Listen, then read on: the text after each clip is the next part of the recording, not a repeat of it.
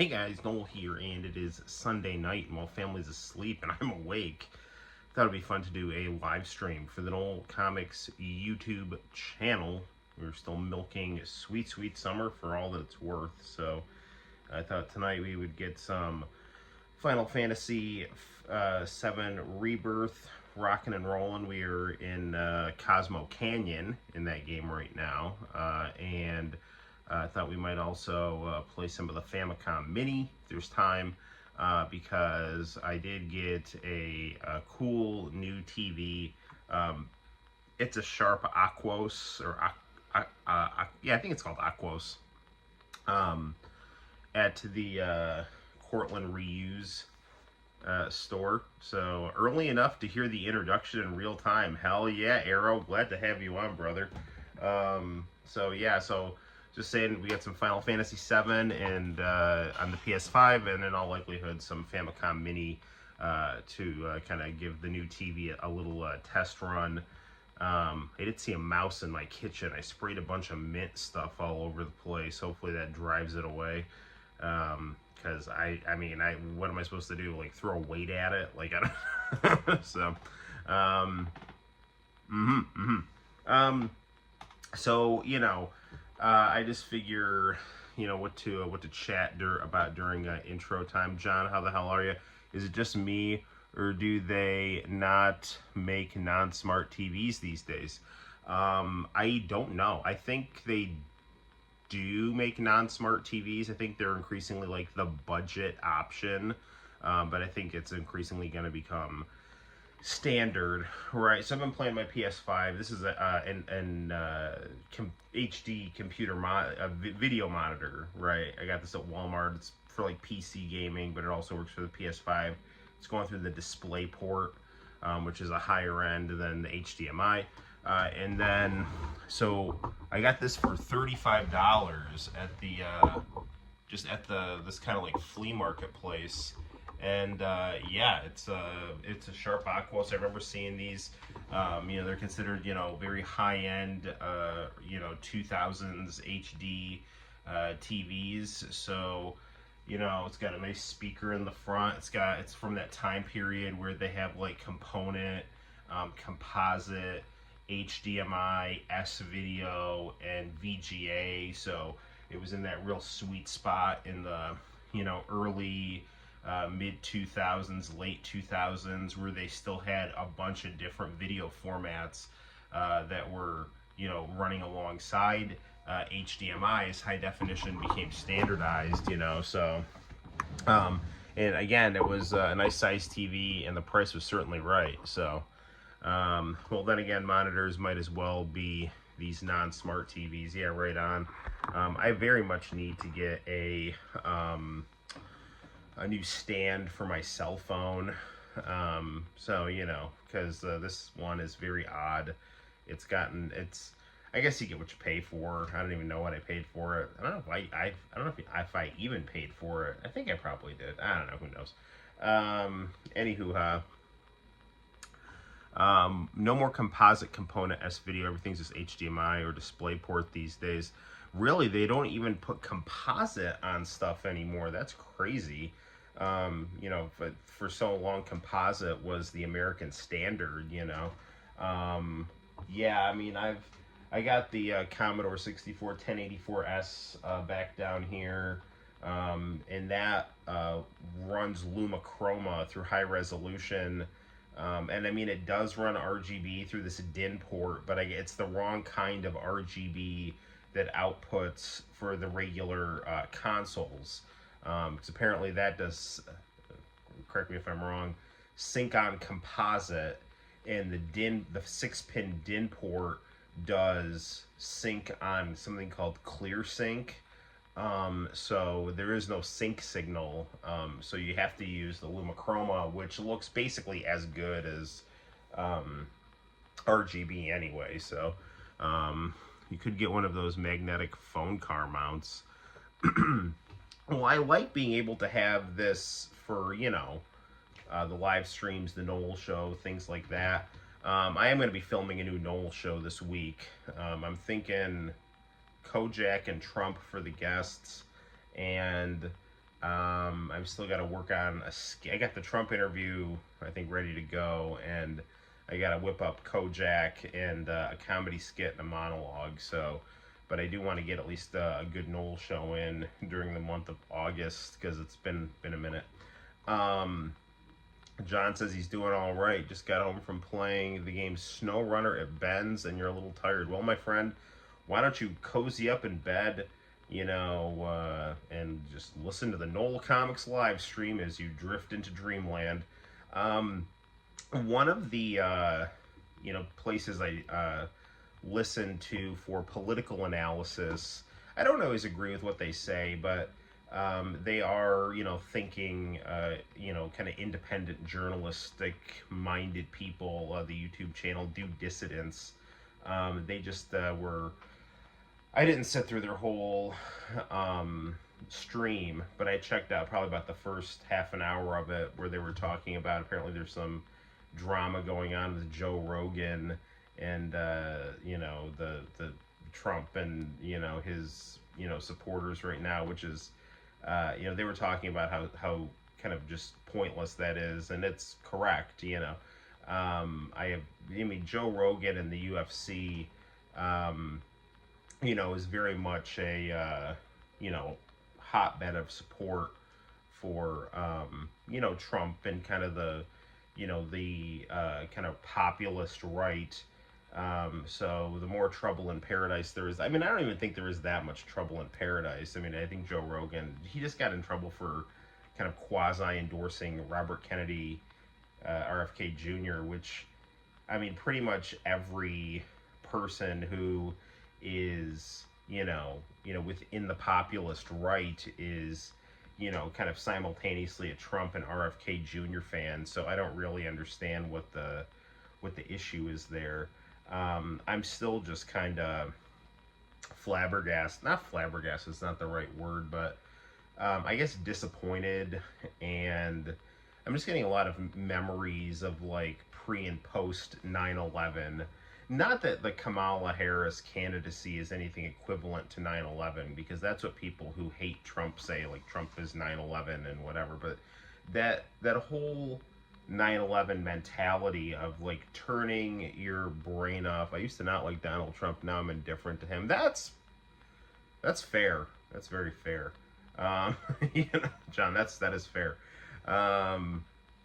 So like what do I talk about, like bring up like 9/11 for? Because like, and I've said this before, 9/11, before 9/11, growing up in the 90s, people were very, very cynical. You had Howard Stern, you had South Park, you had this, post Cold War mentality where it was like the United States won the world, they won history, they won destiny, and there was this kind of ennui within the American public, this kind of bourgeois dissatisfaction. It's like, oh, we won the Cold War, so what? It's all so meaningless. I'm still not happy, and that led to a lot of cynical, Nietzschean, narcissistic discourse that happened to also be just very critical of any establishment, very focused on identity politics, things like that.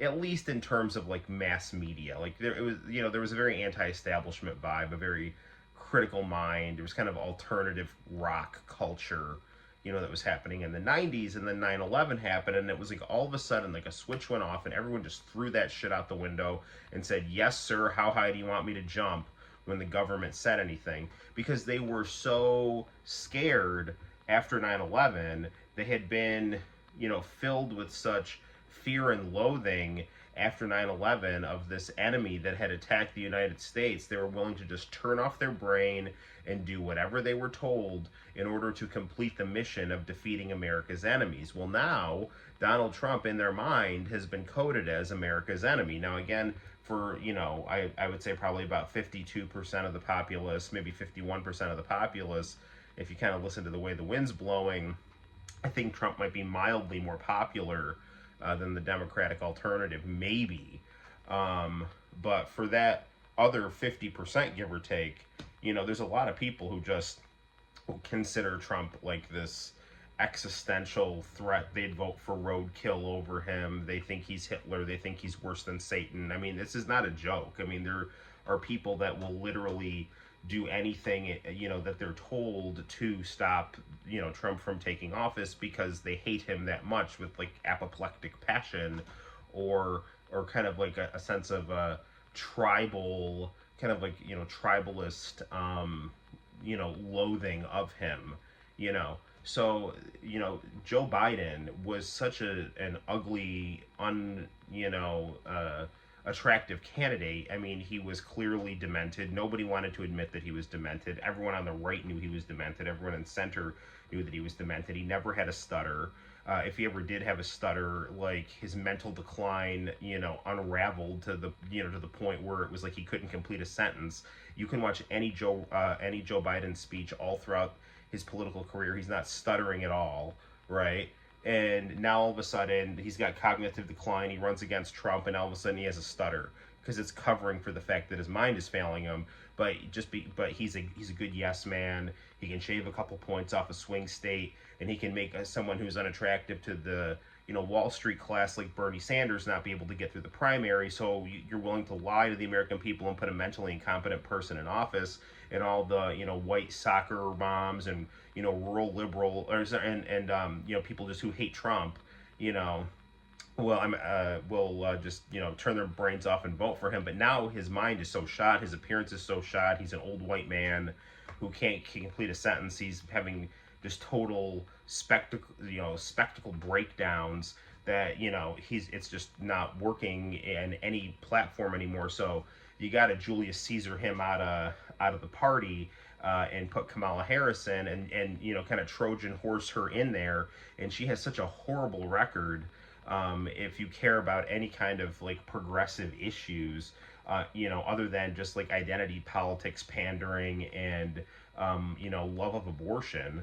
But I mean, like she was an extremely corrupt district attorney. That's well documented. And her record in the Biden administration is equally disastrous, right? Inflation, border chaos, enabling and encouraging foreign wars, lying to the American people about Biden's mental capacity, and just, generally being a party to a failed 4 years. And then you add that to the fact that she was a corrupt district attorney, and none of that even matters because she doesn't look like she has one foot in the grave, and people code Trump as 9/11, so they're willing to just turn their brains off and say, oh my God, look, a young, someone who's younger than Joe Biden, and she's a woman, and she has melanin in her skin, therefore she is progress, and you go, girl. I mean, it's really stunning to see that, just just throwing any kind of critical insight out the window, and just, supporting her, and just the way that the mass media has been just openly campaigning for her. I mean, it's insane. Like there used to be some modicum of objectivity is not the right word, but the media used to pretend that it was doing news, even though it was very subjective to the goals of its sponsors, and the people that they were trying to get stories from, and the people that came from the political sphere with their own biases who were then reporting.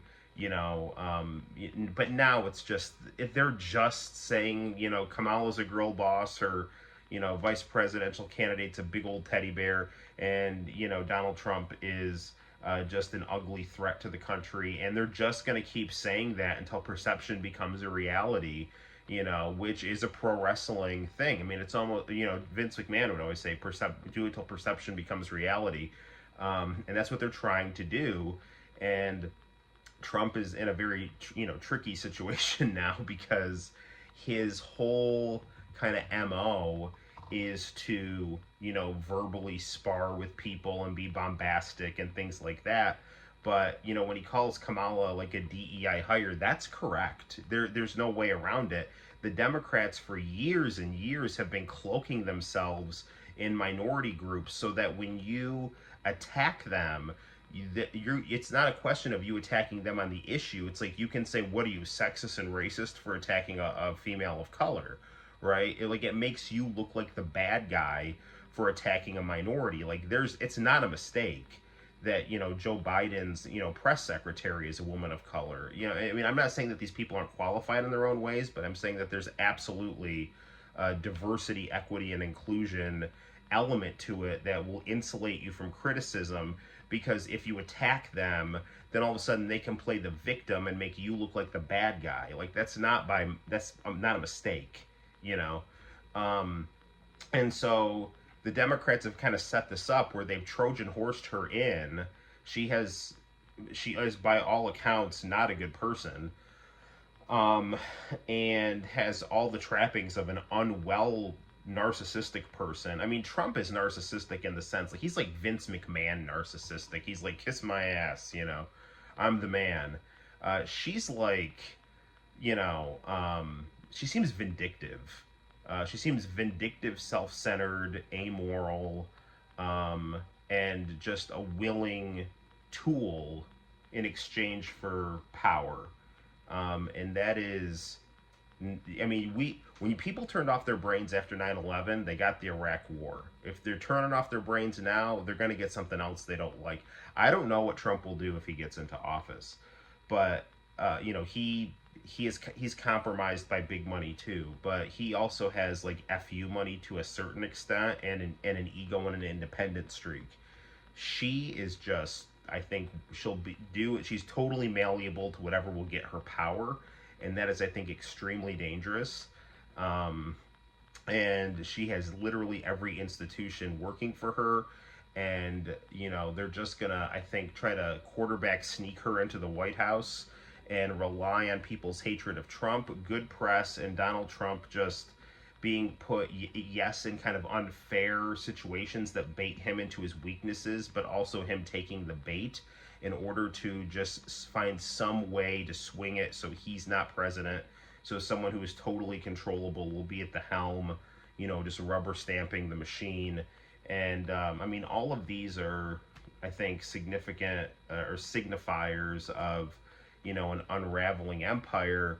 And I want the United States to be able to, maintain itself as a force for good in the world, for its citizens and the people around the world that look to us for, aid, example, culture, and things like that. But the more we just keep doing this bullshit and just keep trying to goad the world into more conflicts and just have increasingly, unaccountable, corrupt people at the helm, who are increasingly unintelligent. I mean, when Donald Trump is the last best hope of the anti-establishment wing of the country, and he's actually has more substance than his running mate. And I'm not saying this to shit on Donald Trump. I'm just saying what has Donald Trump always been? He has always been kind of a real estate mogul, a celebrity, a professional wrestler, just kind of a, hey, you're fired, personality guy. And now that guy has got more substance and more record than, this corrupt DA who's whatever race she wants to be or can be, whenever she needs to be. She'll take whatever position she needs to do. She's just this perfect, malleable avatar for whatever the left wants her to be, and the only thing she cares about is power. And people are just willing to just throw caution to the wind and just do whatever as long as it's not Trump. I think that's dangerous and kind of disappointing. And, I'm just, bracing myself for November, because I don't think it's going to be very fun. I was prepared for Trump to lose against Hillary Clinton, so, I'm not going to be, I mean, it is what it is, man, I didn't vote for him the first time, I voted for him the second time, and I'm definitely not voting for Kamala Harris, so, it is what it is. How's it hey, how's it been, handsome? I am handsome. Ooh, someone's talking about BlackRock. Speaking of which, ever hear about how BlackRock is steadily gaining more market share within the anime industry? That is nuts. That is insane. I did not know that BlackRock is dipping its handsome as sin. Yes, well, there we go. But Trump, about his own daughter, said, if she wasn't my daughter, I'd date her. She's a pretty girl. I mean, Hulk Hogan kind of said the same thing. If you want to do the professional wrestler thing, I'm not saying this to be weird, but like, let's take a look at this, okay? Donald Trump's daughter is attractive. His daughter looks like his ex-wife, so it would make sense that he would appreciate her beauty. Like, out of all the stuff that Donald Trump has said, that's not one of the things that bothers me personally. He's like, hey, my daughter's beautiful. If we were related, I'd date her. I don't know, whatever. Is it a kind of a weird thing to say? Sure, I guess, but, you know.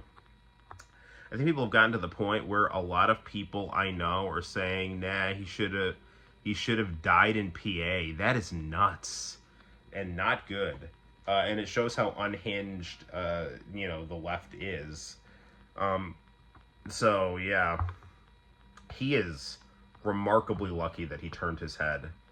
But here's the thing, is that, he showed so much character when he bounced up back from that bullet, but that was, like, instinctual. When he has to actually sit down and think and be disciplined, he's not doing that. And I don't know if he has it in him to do that. Because right from the first RNC address, like, when he came out and he had, like, the world in the palm of his hand, he gave some rambling 90-minute speech that was just him, shooting from the hip. And it's like, that is not what you need to do right now. It's like, what you need to do is say, like, I'm a president for everyone. The Democrats' policies are wrong. I'll fix them. I'll get this country back on track. Things were better when I was in office. We had a better economy. We didn't have any new wars. And you could say that, the border was more secure or whatever. And it's like, if you want that back, you're not better than you were 4 years ago.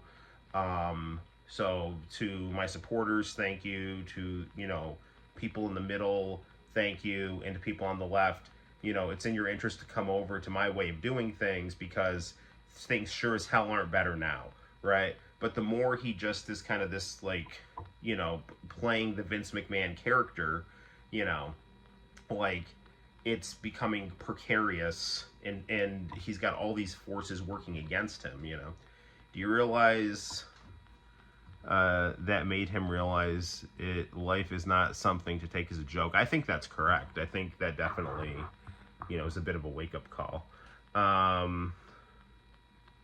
Let me see what else people are saying in the chat here.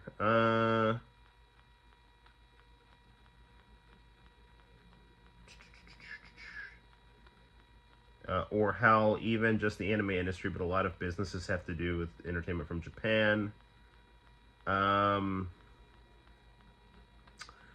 Yeah, I mean, the anime industry, like, I love anime. Obviously, it's like my favorite. If I could just draw manga, I would be so happy. Actually, I just uploaded a picture of an 80s anime style picture of Tina and Max from One Life to Live. Just crazy, man. Word up, yes. So, I love anime, but I definitely think, and I loved the new Dragon Ball anime, Dragon Ball Superhero. It's my favorite Dragon Ball movie. I think there's definitely good anime, but I love JoJo's Bizarre Adventure. But I do feel like the anime industry is not churning out the same type of shonen action bangers like they once were, and kind of the house style of a lot of anime, and maybe it's just a generational thing, I think looks a little more generic. So yeah, this is evidenced by this is what I buy when I want to go, like, buy something. I buy, like, anime girl figurines. So yeah, there we go. Hello. Yeah, and I live next to a store that sells them, so that's good. So yeah, no, I mean, I just, and I know that, like, the anime industry is kind of growing in places that's not Japan. I know a lot of anime is getting done now in China and South Korea. So, I don't think it's a bad thing, but you know, I love Kinnikuman. There's a new Kinnikuman. I did not know there was a new Kinnikuman. I have to check that out. I love Kinnikuman. Um, is it like a reboot, or is it still doing like a next generation type story? Um, that's that sounds great. I know they're doing a new Ranma half, which is also good. So, Japan seems to like follow what the United States kind of does. And the kind of precarious situation for Japan is like, as I just, expressed in my monologue, is that the United States is clearly in a state of decline, and now Japan is going to find itself in a situation where it's going to have to forge its own path. It's continuing from the OG. Sweet, I got to check that out. Is it like? Because I remember, like in the early 2000s, they did like the one that had that hustle muscle opening, and it had like the new generation of guys. Is it like through that continuity, or is it from the like before that? But I think Japan is going to find itself in a situation where it's going to have to forge its own path and kind of walk between the benefits of American and Chinese economic and social values, because I think it's pretty clear that, in the 21st century, China's going to continue to ascend and gain more influence in Asia. And, that means that, Japan, who is, one of the biggest economies in Asia, is going to, have to have a kind of a, symbiotic relationship with both China and the United States. Before that, interesting. Very cool. All right, well, I got to play some Final Fantasy here. Note about Final Fantasy VII Rebirth. I feel that Final Fantasy VII Rebirth is really good. However, I'm noticing an excess of needless side quests. Like, just it's killing the pace of the game to make me like have to go play Queen's Blood and shit like that. So I know a lot of that stuff is optional. But some of it isn't, and sometimes like those things can just get a little distracting. So I'd rather like these just be a little bit more emphasis on the story. I'm sure it's gonna pick up more. It's good. It's really good, but I don't need to be like chasing around chickens with gas cans and shit like that. Every time the story picks up, it's like they got to slow it down by having me go find some old lady's dog in the town or whatever. It's like, dude, can we just do the story here, please? Yeah, it's a good game. Happy to have it. Love it. And let's play it. So, here we go. I feel like that's a problem with a lot of modern games. Fair. How am I doing this here? This is why I need to get a new, let's move Bart a little bit here so he's not so, looking so weird here. He's clearly in the camera shot. Alright. Get my computer moving here. Okay.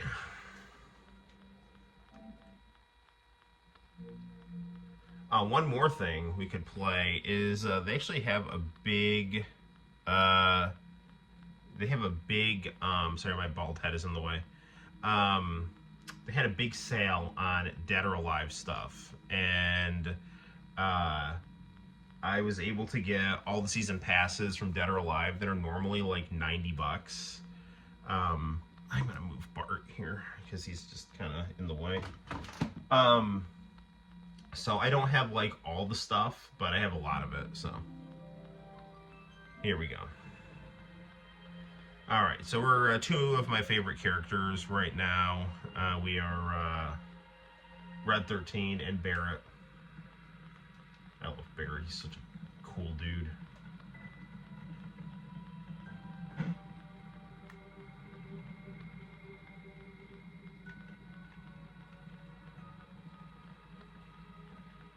Oops, I'm going the wrong direction here.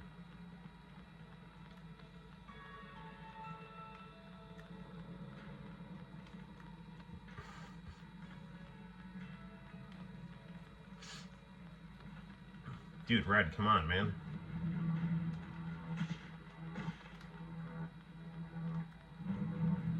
There we go.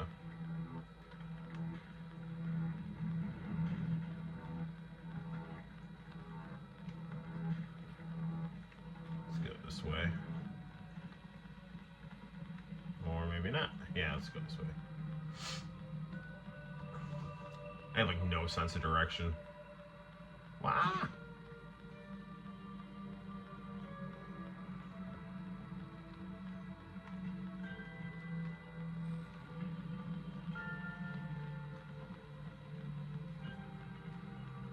What do we got here?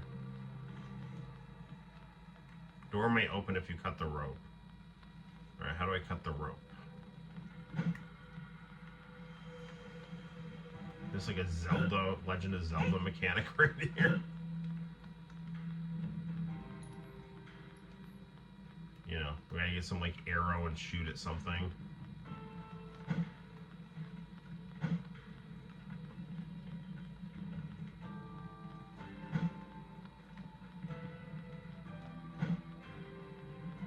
The rope is here. I'm seeing rope.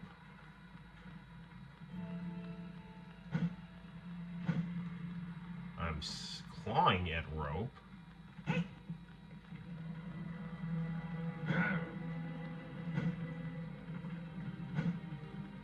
This is rope, isn't it?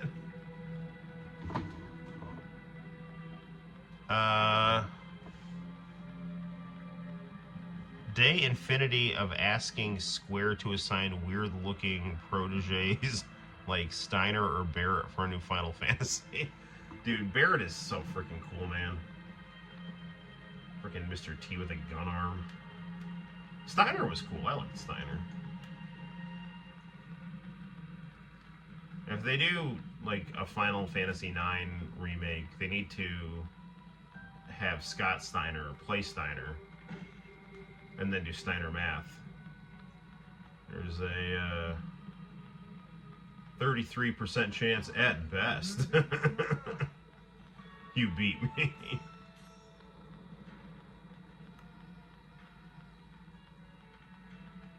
The numbers don't lie, and they spell disaster.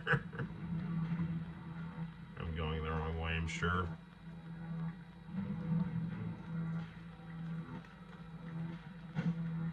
Dude, where is this rope?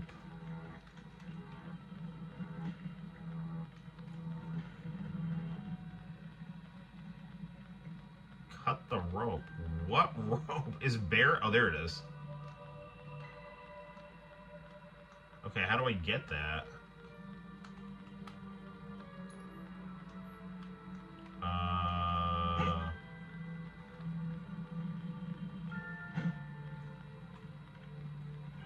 Okay, so there's the rope. It's right there.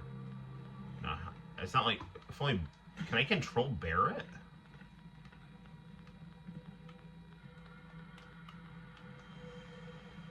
Can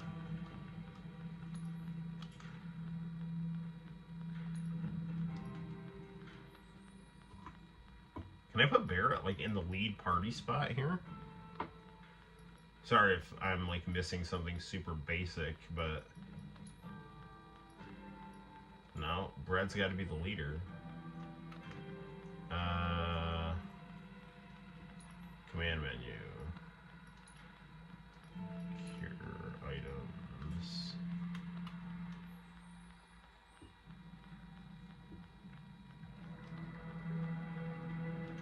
No, I don't. No, I don't want to take a screenshot.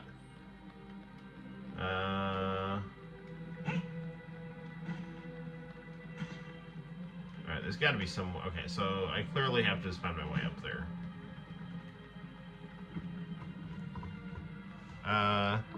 He said it many times in stream, but really weird how funky looking characters is such a rarity nowadays. I mean, Barrett is a very original design. I mean, like, I love that kind of eclectic design where you just, you know, take things from, like, just take different things that you like and mash them together, right? Like Mr. T and Cyberpunk, you know.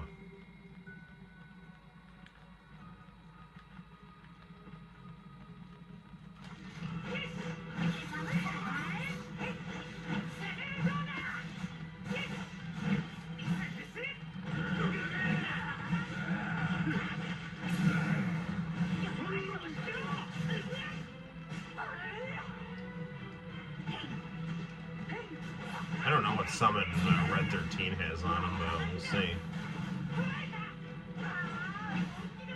I think Barrett's got Ifrit.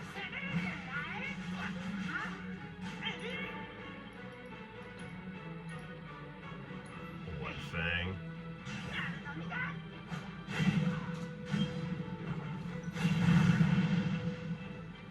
Any more of you? Yep. I'm coming, Barrett.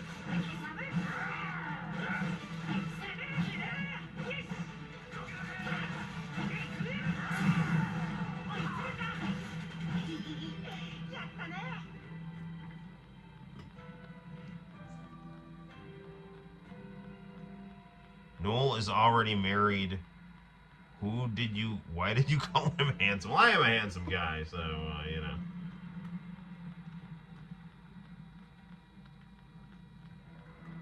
Let's all, be friendly with each other here. Not chase anyone away.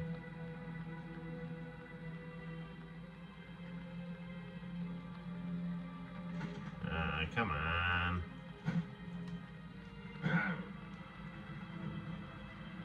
How do we get up to that thing?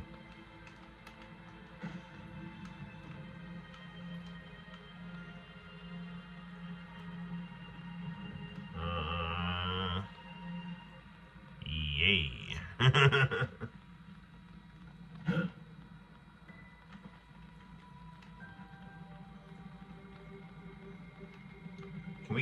Can we get to it from up here? Here it should be playable in the next Dirge of is there a new Dirge of Cerberus coming out? That Sorry, Barrett. You are the coolest, but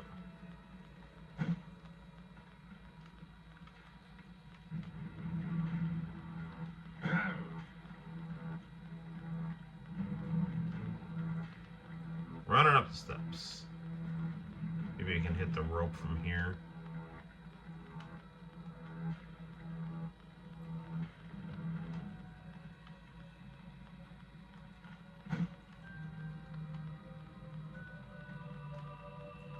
Come on, how do I get this stupid rope here?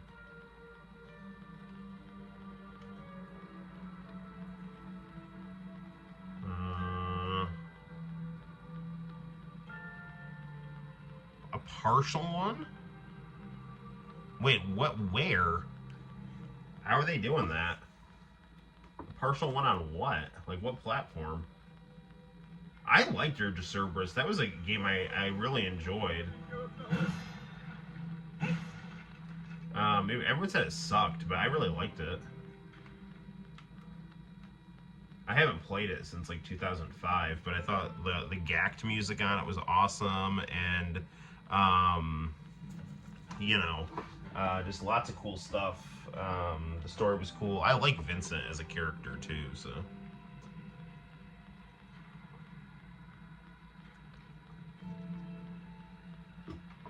Oh, a potential one. Ah, well. Alright.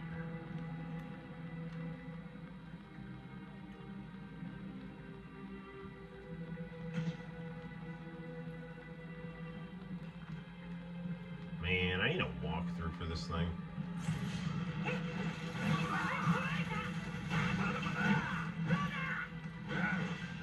Yeah, a Barrett-themed Dirge of Cerberus. It would be a must-buy for the Noel ComiX game room.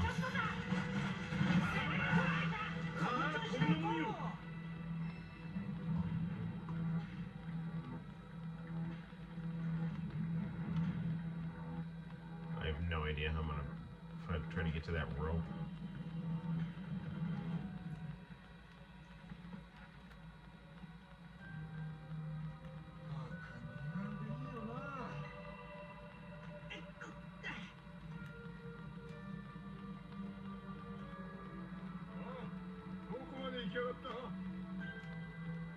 Barrett, I didn't leave you, man. You'll be okay.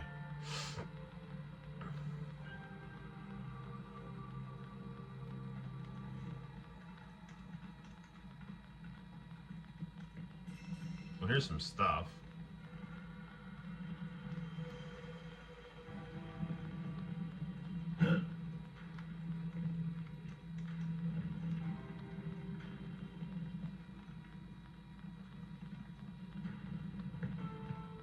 Dead end here.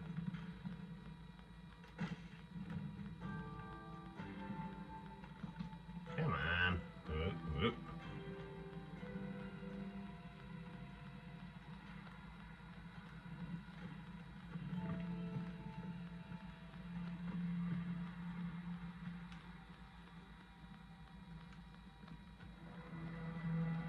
Yeah, might as well just fight these things.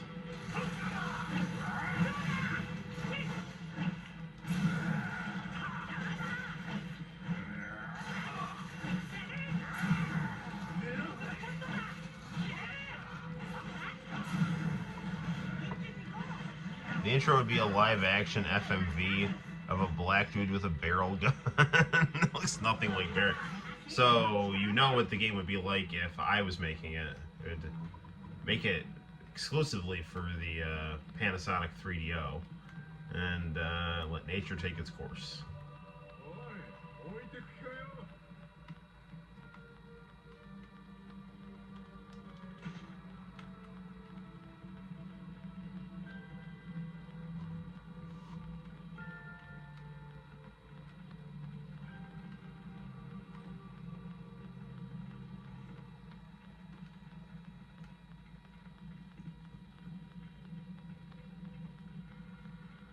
Well, there's my friend, so I'm clearly going backwards there.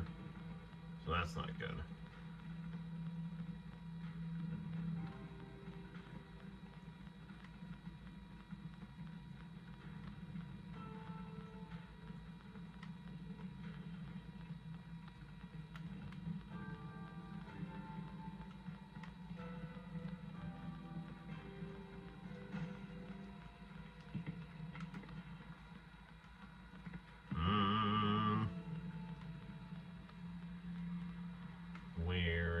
Going, and where is that stupid rope?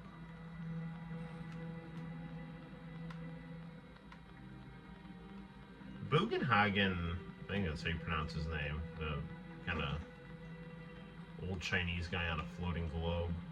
He's a little more pretentious in Rebirth.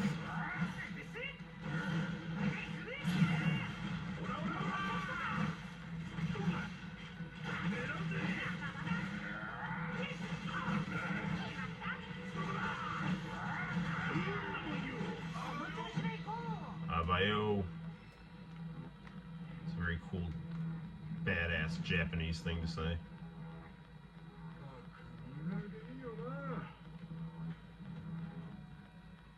Barrett's being a hater.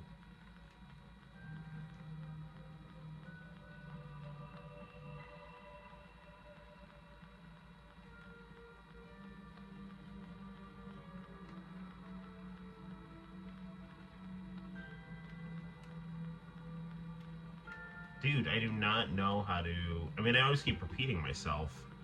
It probably isn't, like, super fun to just watch me run around in circles here, but I really don't know, with Red, how to get up to cut that rope, because, you know, I mean, if I had, like, Barrett or Yuffie, they could just shoot at that thing, but, you know, Red's a dog, so, well, I mean, I don't know what he is. He's some kind of dog-lion hybrid. He's like Snoop Dogg when he changed his name to Snoop Lion, where he was like part lion, part dog.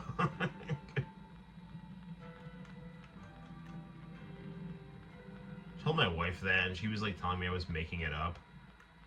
Then I like told my friend to Google it, and she had to admit that I was right, and Snoop Dogg did insist that people call him Snoop Lion for a brief period of time.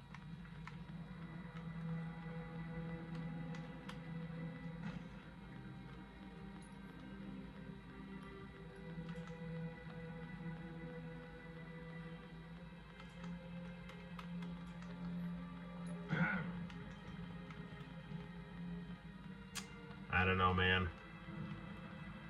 Maybe I can. It's going in the wrong direction, though.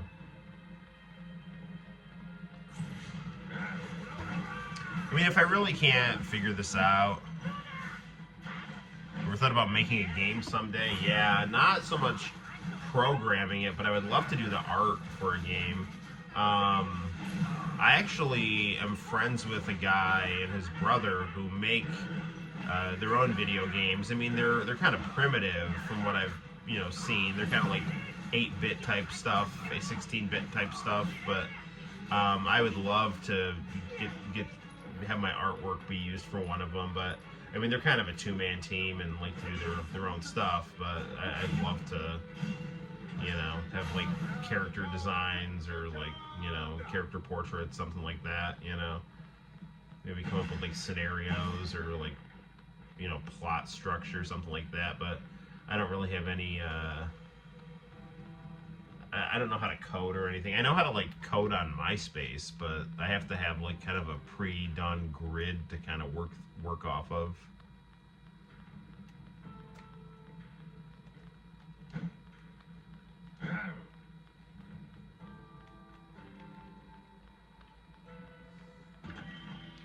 Lions and dogs are not really the same. I know. Well, I think Snoop Dogg, he apparently released like a reggae album, so he wanted people to call him Snoop Lion. But I'll always be Snoop Dogg. I mean, it just rolls off the tongue, Alright. There, I see rope up there. Can I...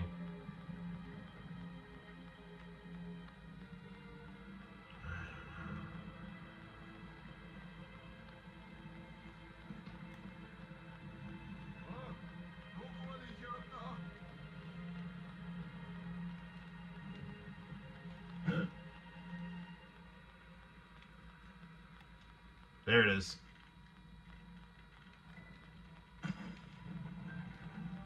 Hey, figured it out. Teamwork makes a dream work.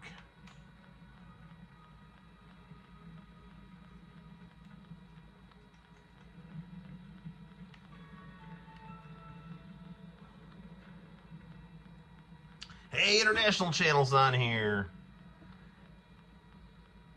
Yes, I was going to live stream on Saturday and I fell asleep. So my jiu-jitsu coach and buddy got married on Saturday. So I was just a very like kind of a long day.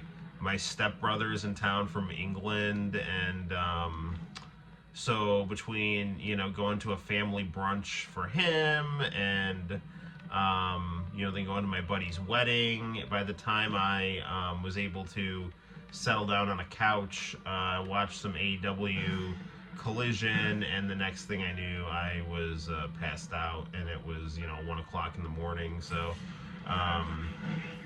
but Santino went to bed at an early hour, so here I am. So,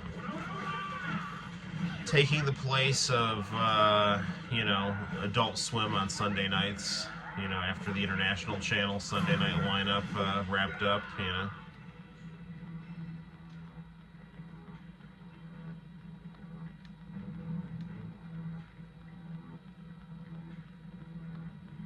Chamber of Deception.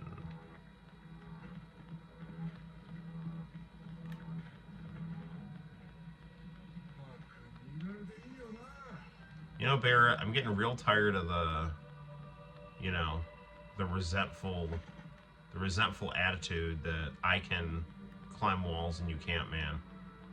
I mean, you have a gun for an arm. Like, I'm a dog, lion, Indian thing. It's super lovable. I do jiu-jitsu. Yes, I do. I am one stripe away from a purple belt, and yeah, I have just, my buddy who's a black belt, he moved down south, now he's back, so I've just been starting to get to do some rolling again. Um, but a lot of my jiu-jitsu buddies have just been, they've just been too busy to train, and so it's been very sporadic. But I have a key to the gym, so I'm, just keeping up with my boxing, and, I'll roll whenever I get the opportunity to.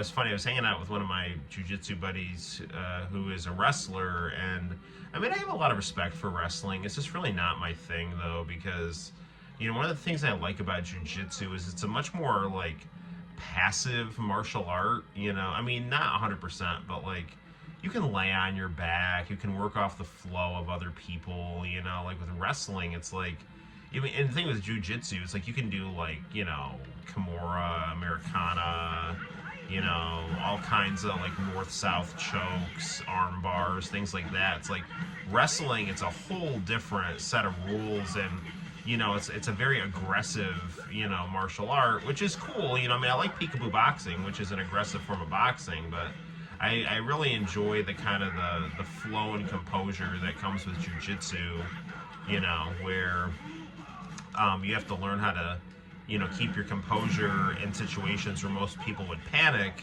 Whereas I feel with wrestling, and this is from someone who doesn't do wrestling but has, worked with wrestlers, it's just, I feel like sometimes some of the analytics is, I don't know, maybe a little more frantic than with jiu-jitsu, where, you can kind of get in a good spot, lay back, and wait for the other person to make a mistake, if your defense is good enough. I mean, I've never done a jiu-jitsu tournament, so that works good for rolling in a gym, finding a submission. I don't know how well that would work if you're doing a tournament and you're worried about points, but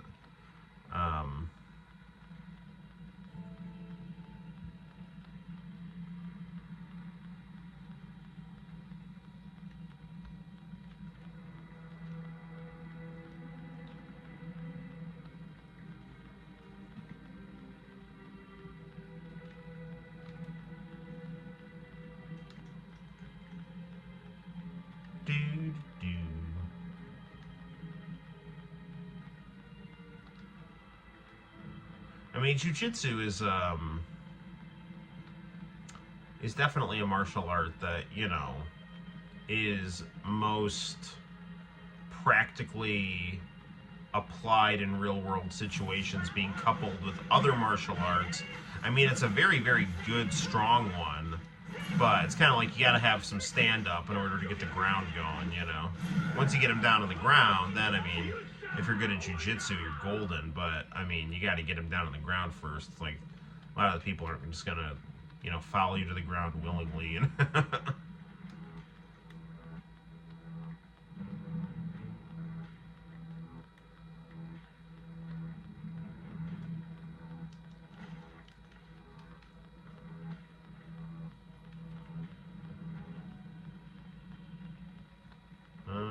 I going in the right direction? The numbers are getting smaller, so...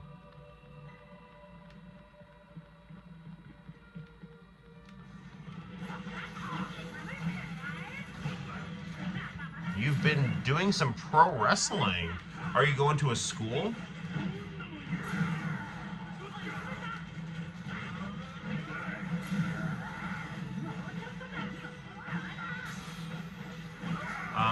A buddy of mine, an ex-coworker, who I have immense respect for, he quit being a teacher and became an aspiring professional wrestler. He's training at the Nightmare Academy, which is Cody Rhodes' school. So that's super cool. What are your... It's like an academy suite. So... Now, I know I don't know if you're from the Northeast, but I know there's like ECPW is a minor league professional wrestling. That's what my buddy, who goes by JD Inc., you know, he started in. You know, I know what's the other one that's, I think there's like Excite Pro Wrestling. Crap, there's one that I'm missing the name of that I met Rob Van Dam at.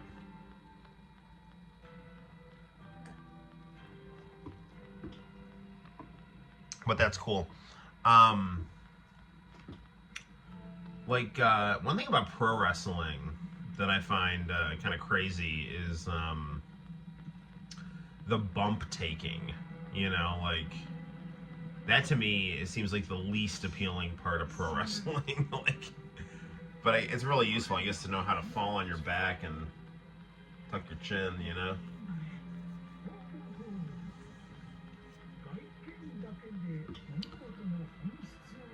Magog the Gog. Some Revelation stuff.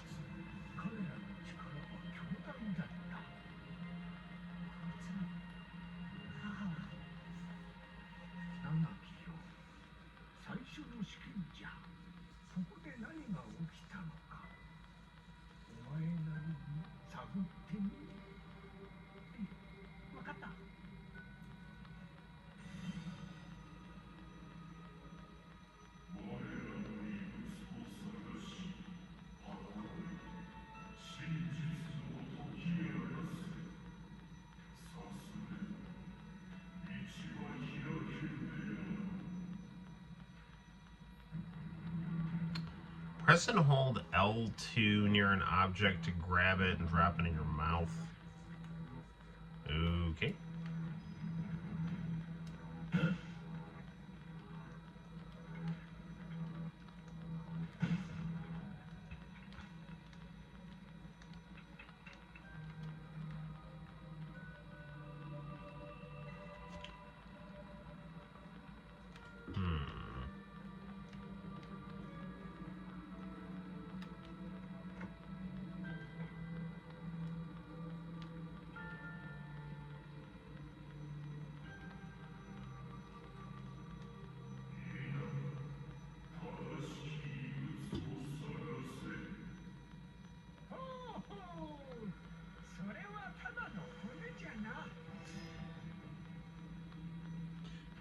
Okay, wrong thing. I'm working on it. I do like that this game like prevents you from getting too far off track.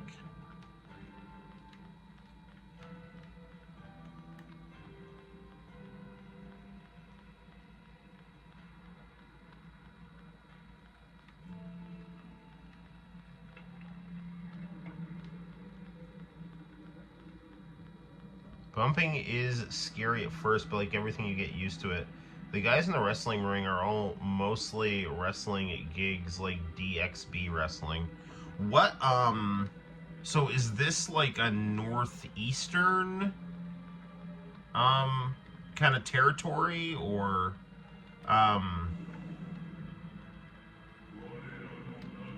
or is it like what part of the country do you guys... Are you guys doing like shows, or is it just like you're training right now?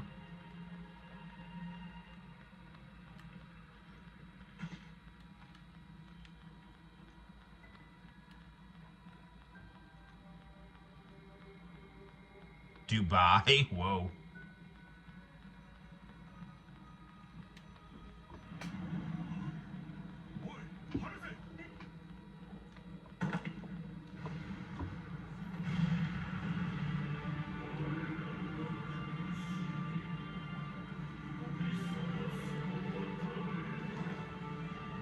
Oh, here we go.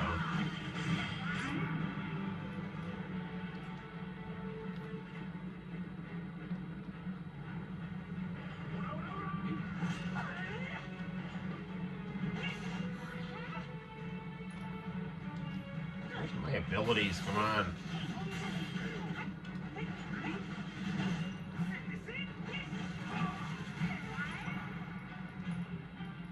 X potion goes to red.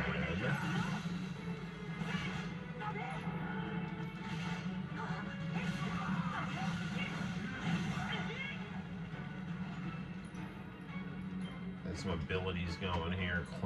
Crescent Claw.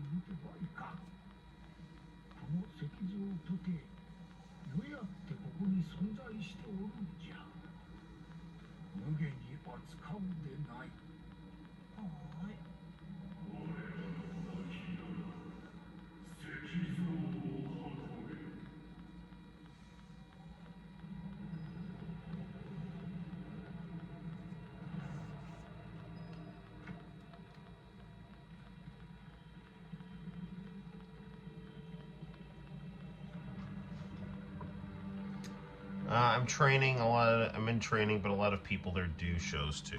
Interesting. Do any of those shows get put on YouTube or anything like that?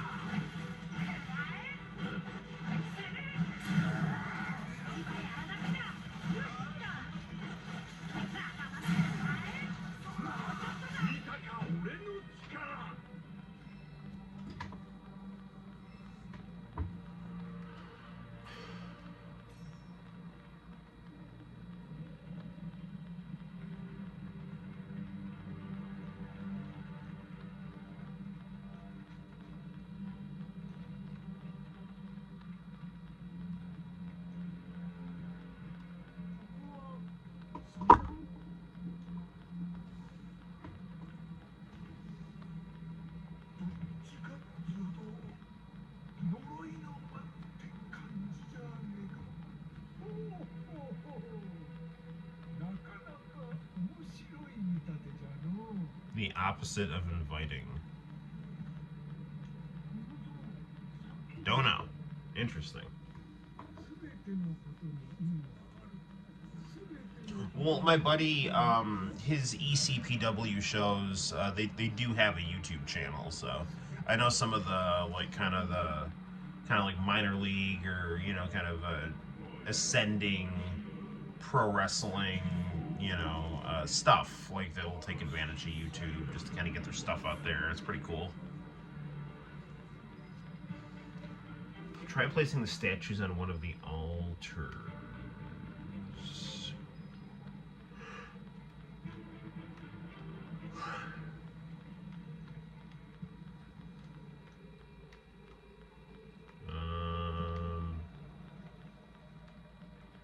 Okay, where is this statue? Here?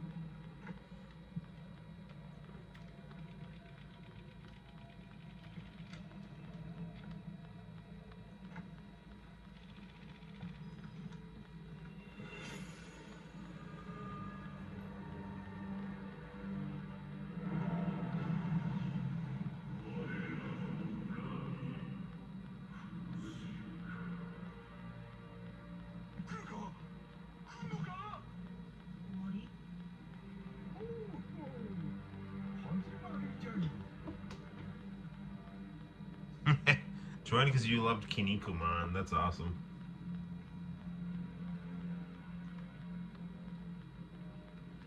You know, I've always heard the best pro wrestling gimmicks are kind of cartoonish extensions of your own personality, you know?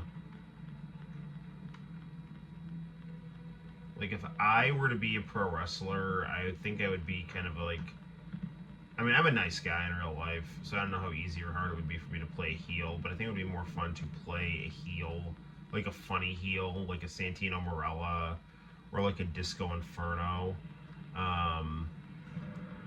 You know, like, but be like a stressed out teacher, like yelling at the crowd. Like, I don't know, I think that would be pretty funny.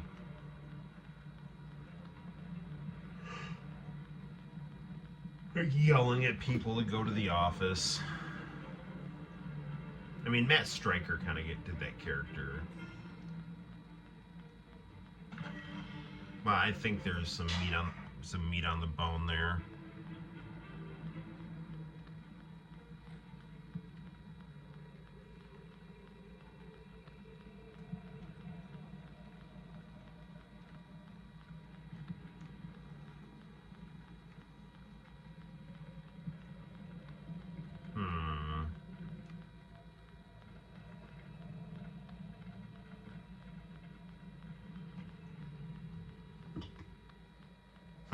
Definitely a nice guy in real life.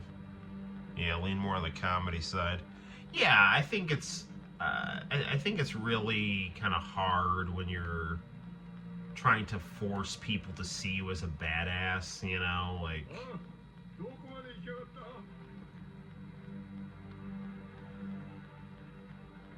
You know, like, I mean, like, my least favorite wrestlers are the ones that, like, I'm tough, you know, it's like, it's gotta, like, kind of flow, you know, you gotta have a natural, like, not even, like, with your toughness, but just with your bravado, like, it's just kind of gotta flow from you in an entertaining manner.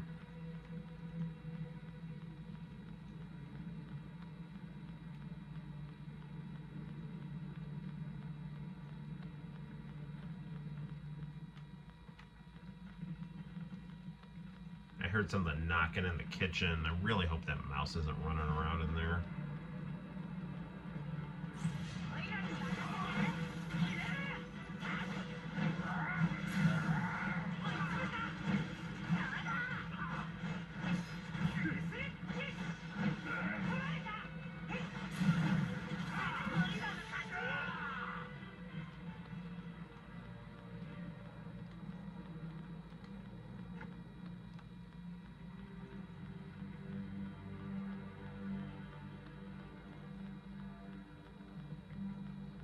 For a second, I thought the guy was one of my voices. Yeah, Red's voice is kind of more nasally now that he's with, in his hometown. He's talking more like a teenager.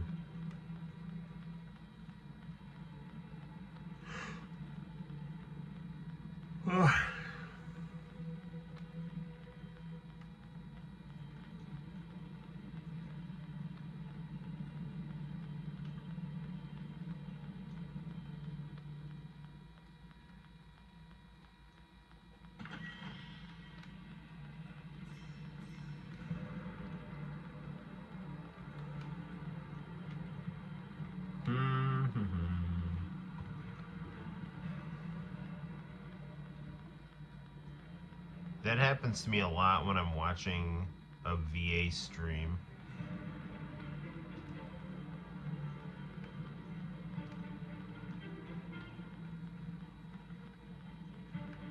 Well, thanks for stopping by the Noel ComiX streams, because, you know, we pride ourselves on doing quality streams here. You know, keep it real.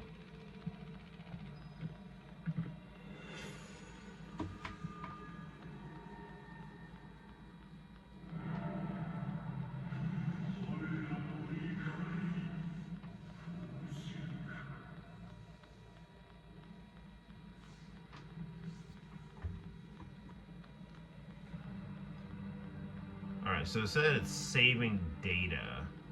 So I'm wondering if we should take a little break from Final Fantasy VII here, although I am liking this, but I think it might be interesting to play a little Dead or Alive here, since they did spend so much on, not that much, but they had a sale, so it was getting, have I watched Deadpool and Wolverine recently?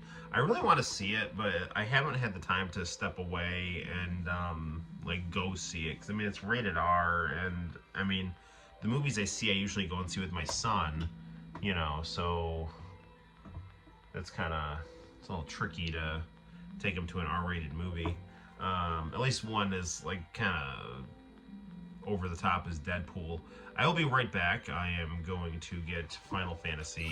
I'm going to get Dead or Alive 6 and swap out Final Fantasy. Then maybe we'll play some Punch-Out on the Famicom.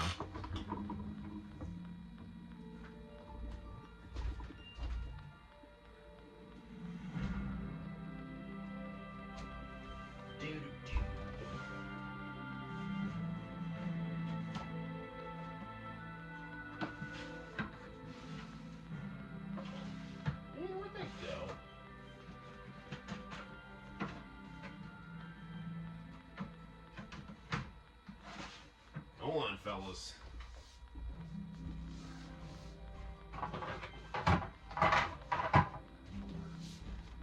I can't find where I put some of my PS4 games here. Wait a minute.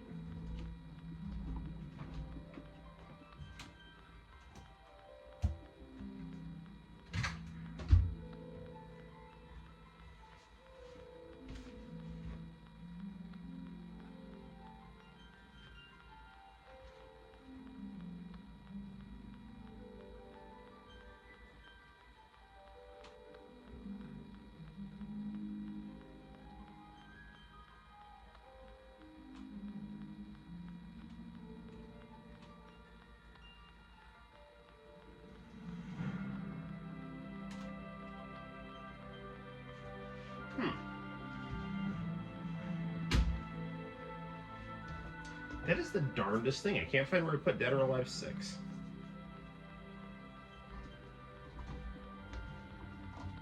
Which is, like, crazy, because I just played it. Well,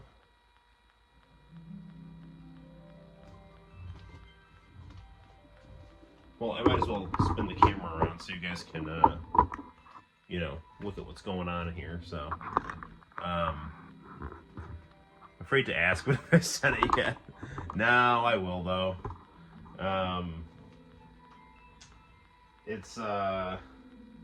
It's here. I'll try to send it tomorrow, because they're fixing up Main Street a little bit more, so it's still like all just dirt roads and blocked off streets, but yes, that will get sent tomorrow, Monday. Message me if I forget. So where the hell are my other, I had like some PS4 games and they're not in the rack, and they were like with my PS5 games, and then I moved stuff around in here, and now I don't know where they are.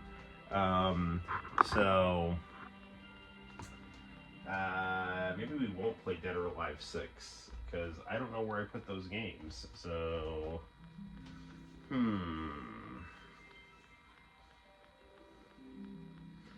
we did just do a review of My Friend Peppa Pig. Send what? Oh, so, I, like, last year bought a mini Gundam figure for International Channel. And then I ended up with an extra copy of Shin Megami Tensei for the PS2. So I was going to send him those two things. And I might have a couple extra things to kind of throw in there. It was an SD Gundam figure. That is exactly what it is. 1 second here. Hold on. Oh, darn it.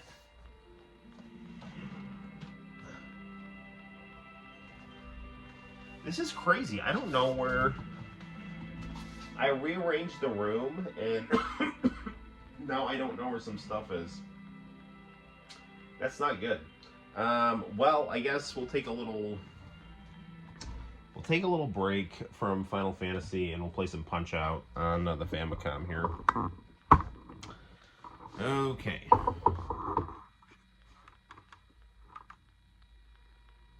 I'm more of a Hot Wheels guy. Good old Hot Wheels. Alright. Okay, so we're gonna... Darn it. That's what I'm talking about here with this camera. This camera stand here is, like, not great. Sorry. Doo-doo-doo. Whee!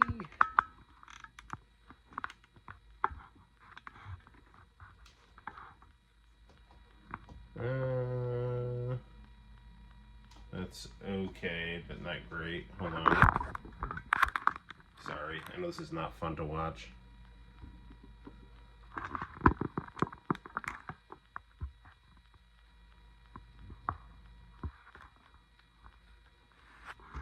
Oh, come on, dude.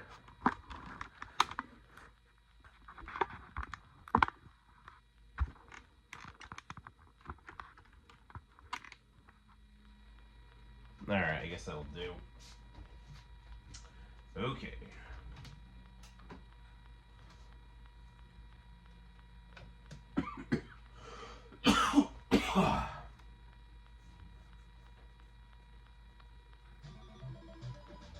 Here we go.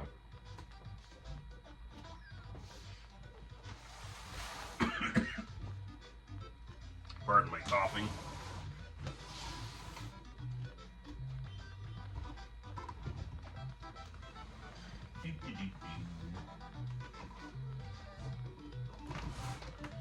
Okay, we got the Famicom Mini rocking and rolling.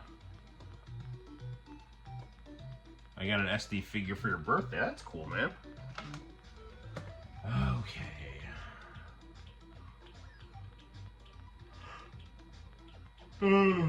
I said I was going to play Punch Out. Punch Out's on the gold Famicom. I'm going to play some Bumpin' Pro Sumo here.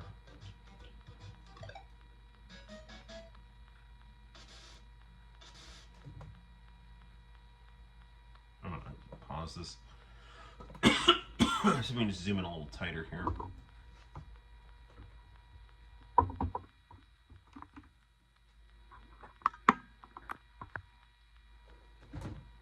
Okay.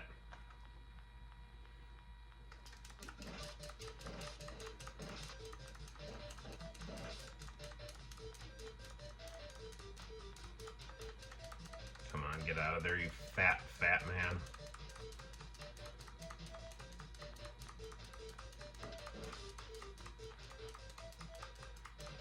This game is like carpal tunnel the game. It's just like mashing two buttons on the Famicom. Will you get out of here?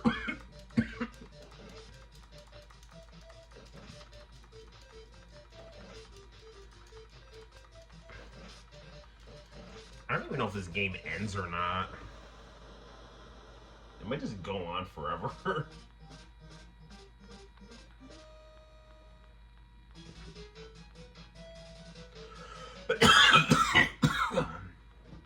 I'm gonna save this here.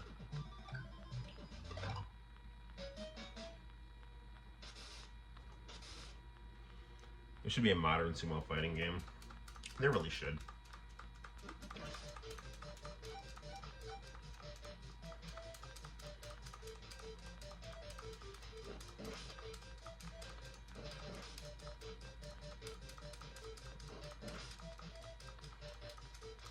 Get out. I cast thee out.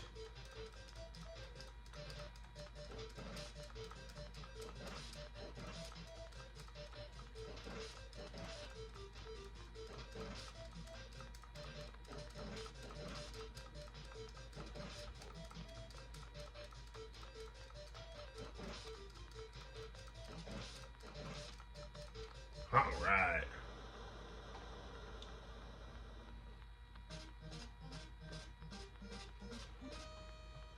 Saving again.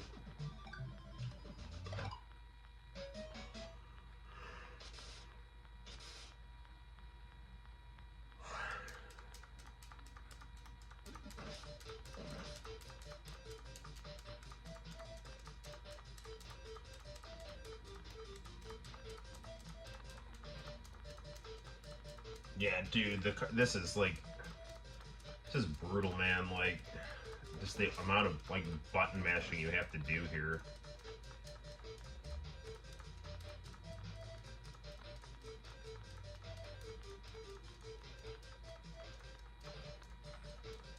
This is really a nice TV. At least the HD picture, you know. The other stuff, I mean, analog signals don't look that great on HD TVs, in my opinion.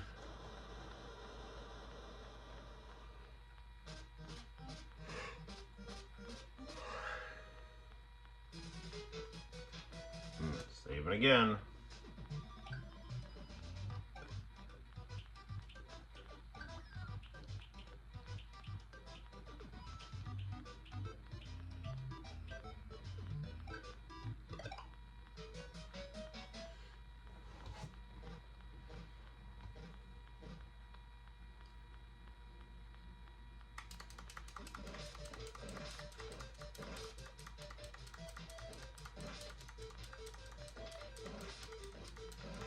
I will be the Bumpin' Pro Sumo.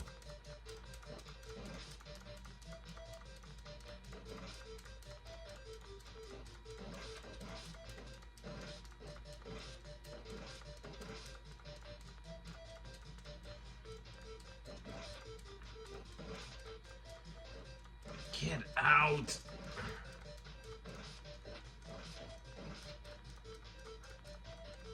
Damn it. Alright, time to load.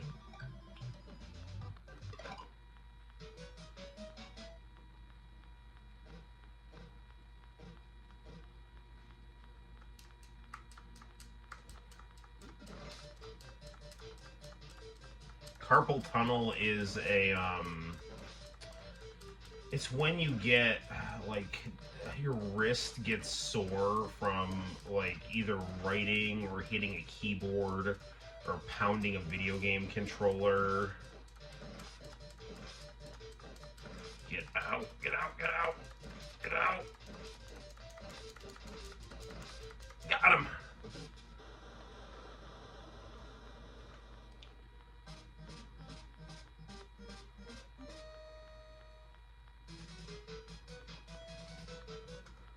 Okay.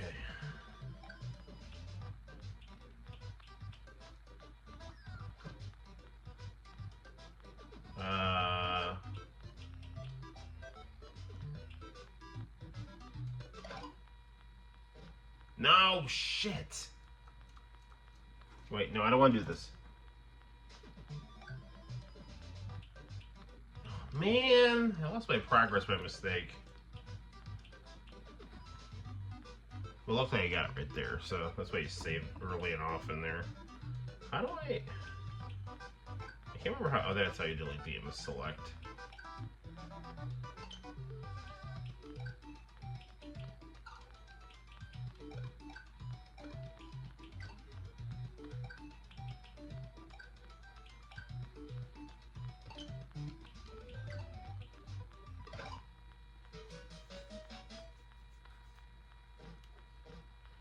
I'm gonna try to beat this guy again here.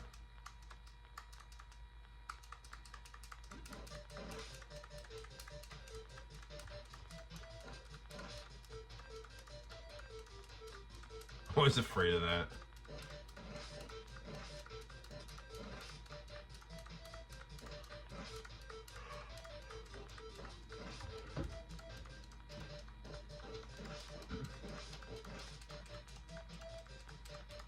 Come on, get out of the ring.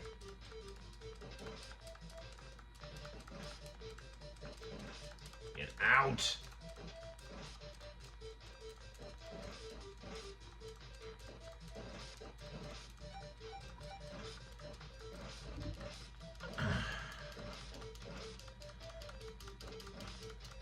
Oh, come on.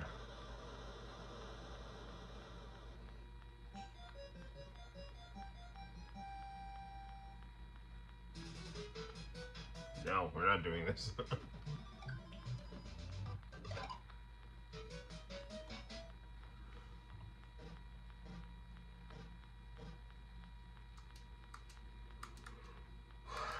We will beat him again. Or fail to do so.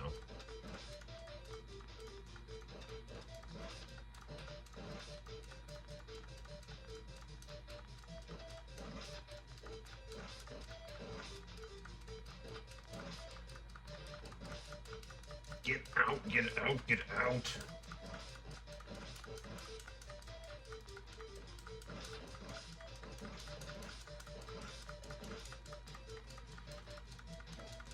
Come on. Yes. All right. Oh, man. All right. All right, we're gonna save this again. Okay. Take a look at the chat here. I have a Famicom and NES Mini myself, but they're all bootlegs. I haven't found out how to hook them up yet. What year is this game from? I want to say it's like 87. Yeah, so, you know, if you, all you need is an HDMI cord, man. Alright, I gotta rest my, forearm here, because, Kunio-kun.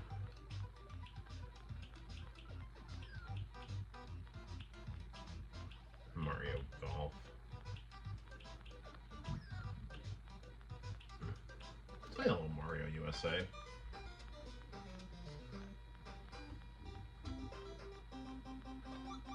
I always like to play as Peach.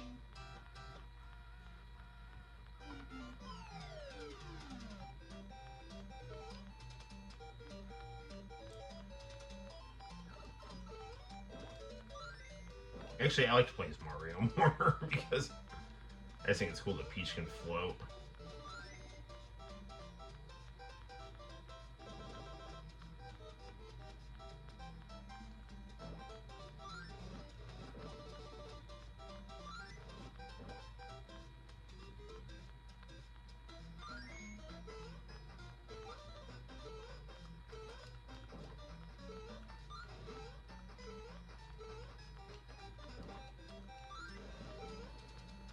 This is easily the best looking Mario game on the Famicom / NES.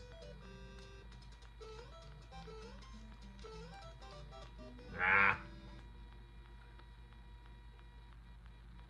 They don't use an HDMI cord. What do they use? RCA?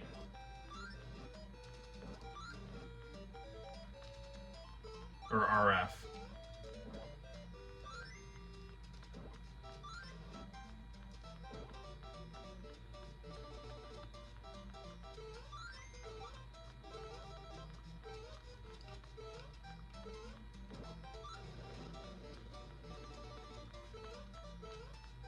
I mean, are we talking like, you said they were like bootleg mini consoles, so I mean, those would either have if they don't have RCA, they would definitely have that's right, they don't have HDMI, they should definitely have composite RCA.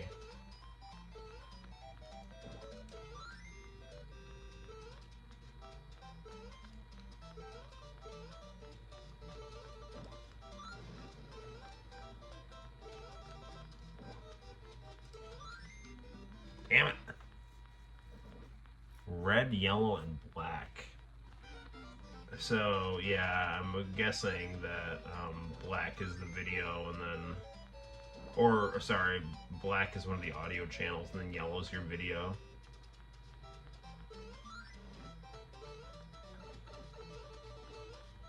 I mean, there's got to be a... It's got to be easy enough to find a TV with one of those, even if you have to just, I don't know, check out a just used store that has any kind of electronics.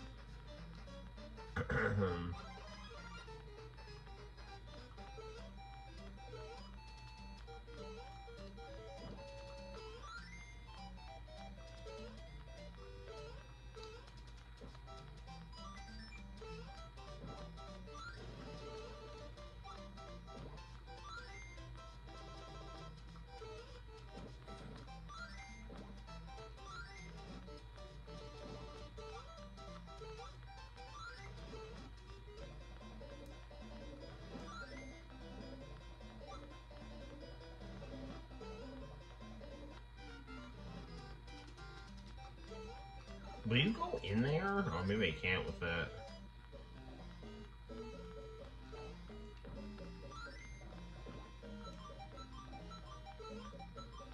Zawarudo.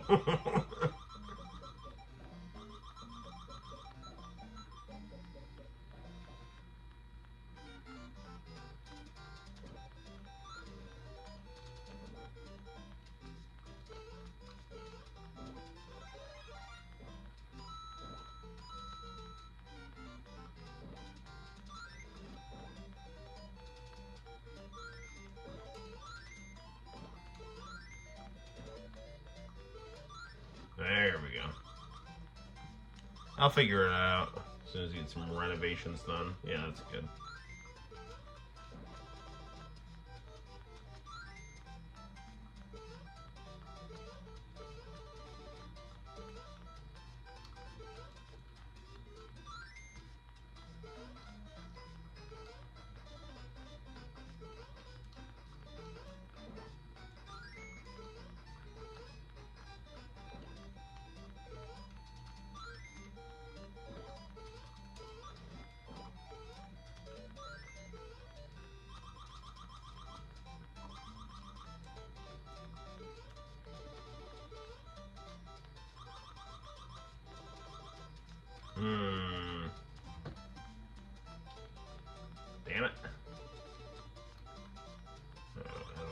this here. Come on. Go, Peach, go.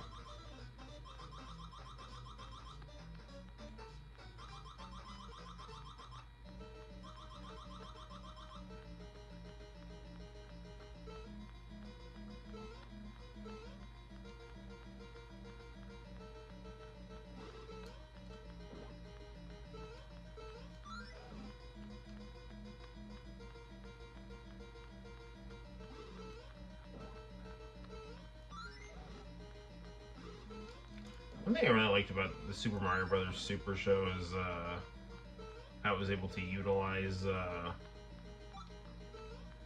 lore of Super Mario Brothers 2.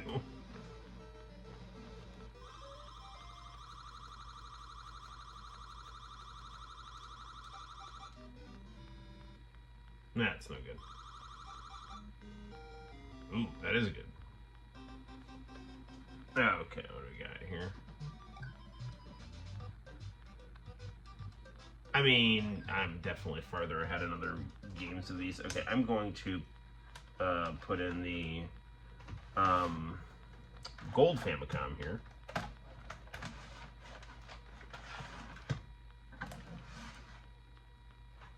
Oh, no, I don't need to unplug that one here.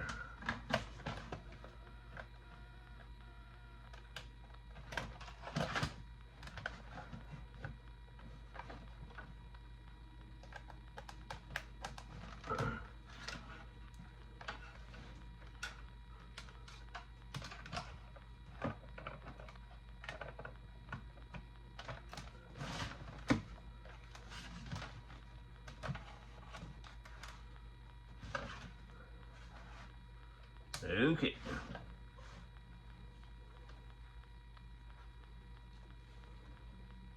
Gold Famicom time. So, have a good one, yes.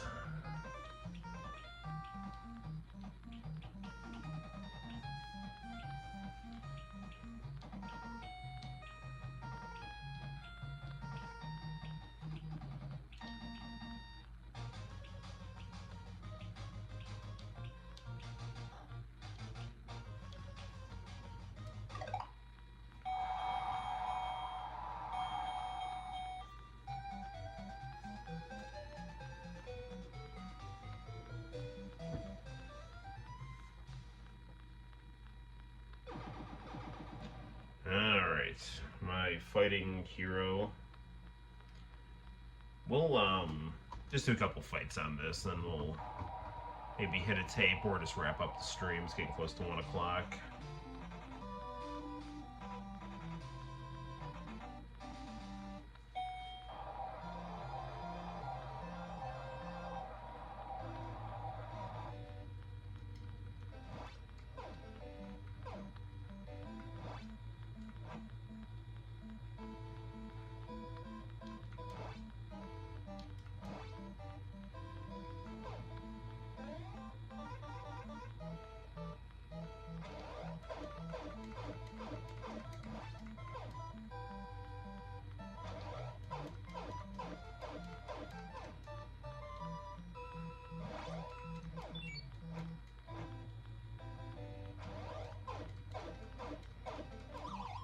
There we go.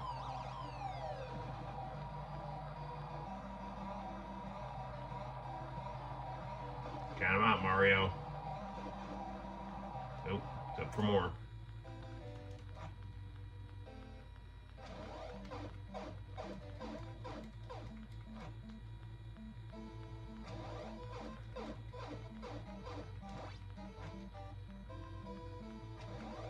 Punch, punch, punch, punch, punch in the face.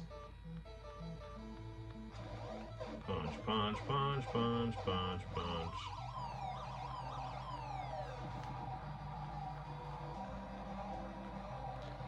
$20 more streams until 300. Man, that's crazy. We gotta do something fun for the 300th stream. Well, International Channel, I thank you for all your help. You know, sending packages to the channel, hopping on the videos, doing you know, podcast type videos. You know, it's all been very cool. Be totally down to do another one of those. I wonder what Edda was up to.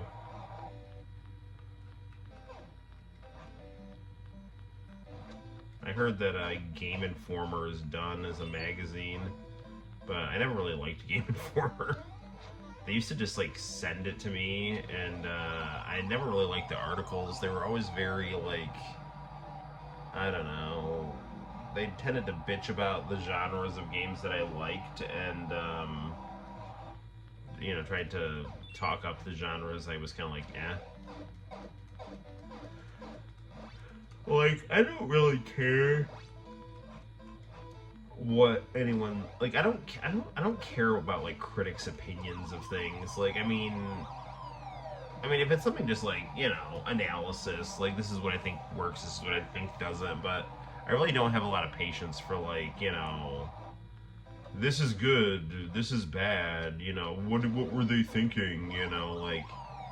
I mean, and the type of people who are reviewing things should be inclined toward the genre that they're reviewing. So, you know, like, and there's also being aware that, you know, your opinion isn't the end all be all, you know. Because there's plenty of games that have been called crappy that I like, you know, so I don't really. And the person, like, reviewers don't arbitrate standards, you know, it's just their opinion. You woke up from a nap. Well, we played Final Fantasy VII for a while, got farther, and then we played some Bumpin' Pro Sumo on the Famicom, and then we played a level of Mario USA on the Famicom, and now we're playing Punch-Out also on the Famicom. It's the HD Famicoms, so...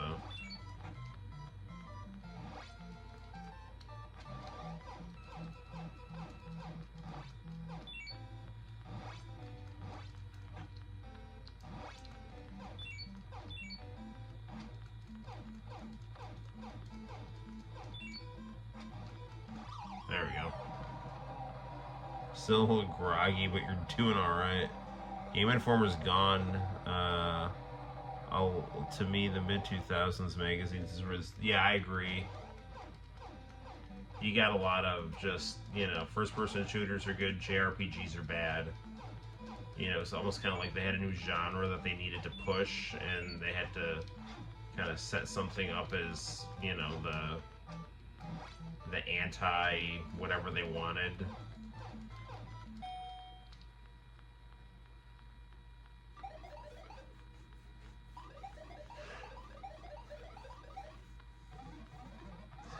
No, I mean, like, okay, there's, like, some games that I don't like, you know, but they're, like, objectively, I don't think good, and if you do like them, I don't care. You know, that's cool with me. Like, Batman and Rob, like, sorry, not Batman and Robin, Batman Forever, like, that game on the Genesis is just so bad. It's just, you can't see what you're doing, the controls suck, you know. Or WCW Backstage Assault. Like, I like the roster. I like a lot of the, like, aesthetics in terms of the full motion video and the music, but the actual graphics are super ugly, and the gameplay is very, like, kind of lower mediocre, you know. At least, I mean, it plays okay. I mean, I know the collision isn't that great, but... Yeah, TKO.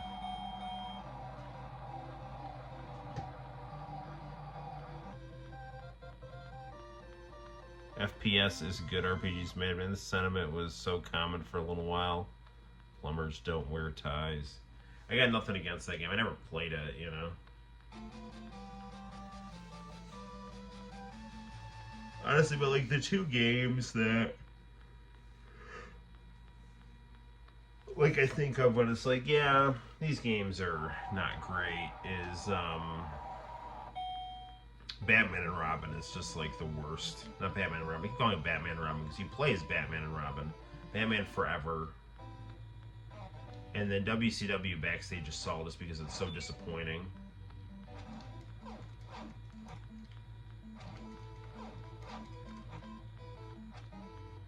Because, like, WCW Mayhem was actually really good.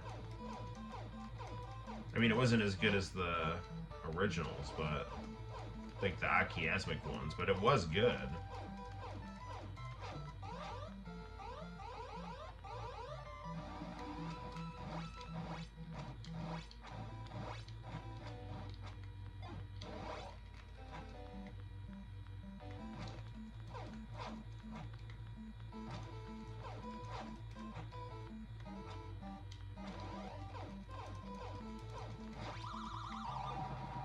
Come on, one more.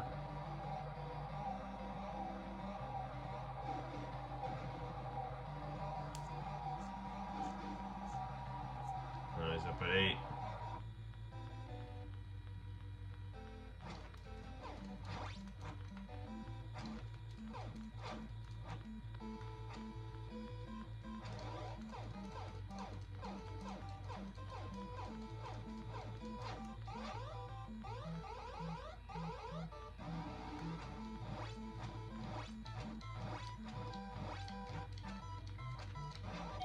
Ah, darn it.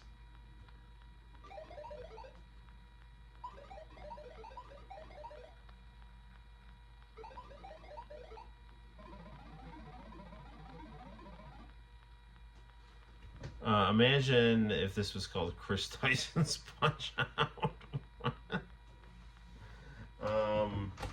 I was at Price Chopper today and I saw the cover of a magazine that a girl lost weight. Why? What? I was at Price Chopper today and I saw on the cover of a magazine that a girl lost weight. Okay, well that's good. Yeah, I don't know, man. Who is Chris Tyson? I don't even know. Neil deGrasse Tyson's Punch-Out. You just beat him up every level because he's such an asshole.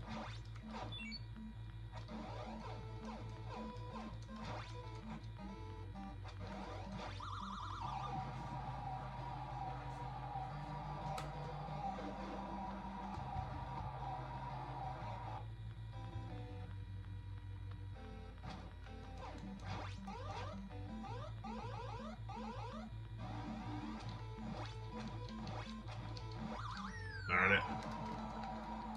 I still don't have quite the rhythm down of his combos there.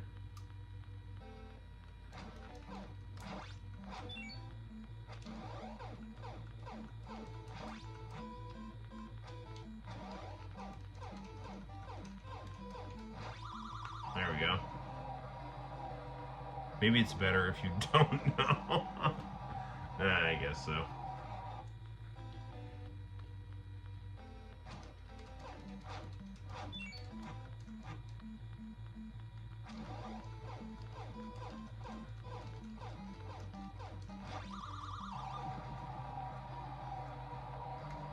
Yeah, there we go, we got him.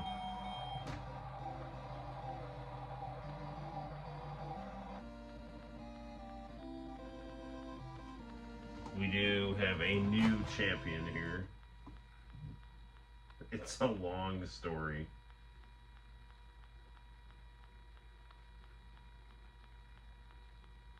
Hang on a second.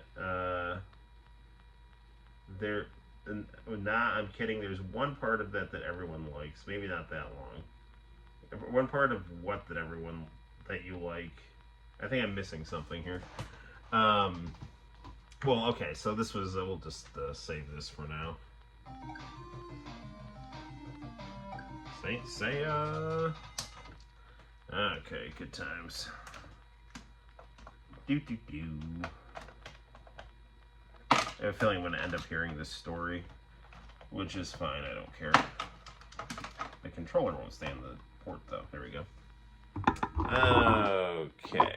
So, here we are. Should probably... Oh, plumbers don't wear ties. You liked one part of that game. I'm assuming it had to do with a scantily clad woman. Nothing wrong with that. Okay, let's see what we got on the VCR here. And our camera's down as per usual. Okay, come on. Bye.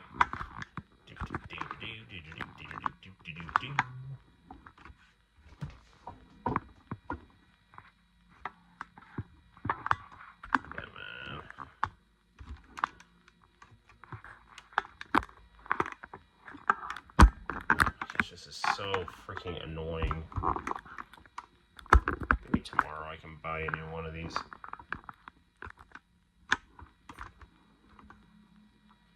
Okay, that's pretty good.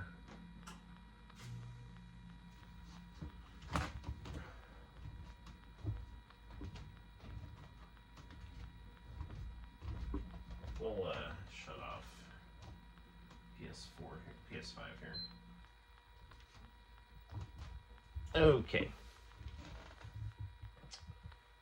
Got Roku, VCR, 3, okay. Ooh, more Shinesman.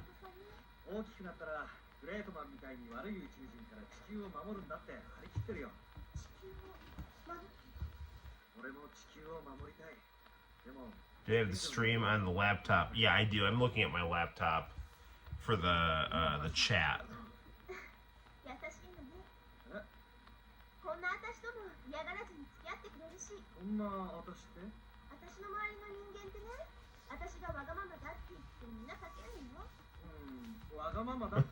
I can sense that you're selfish.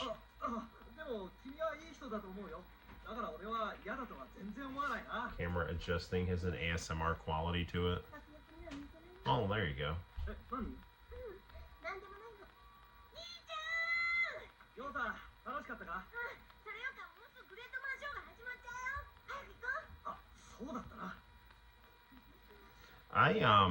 I went into the factory settings of this TV and like adjusted some stuff. It really seems to be helping this VHS tape a lot.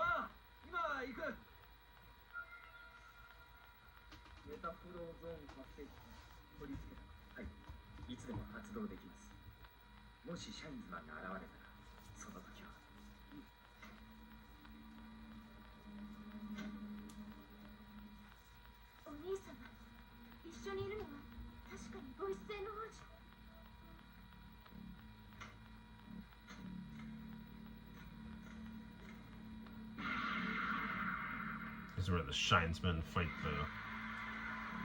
the fake great men.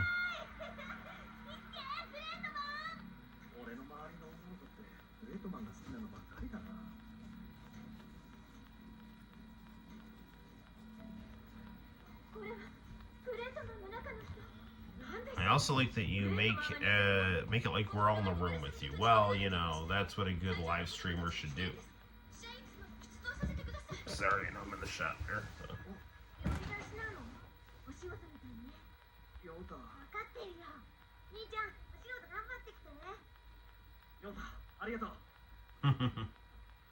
Good old Yota.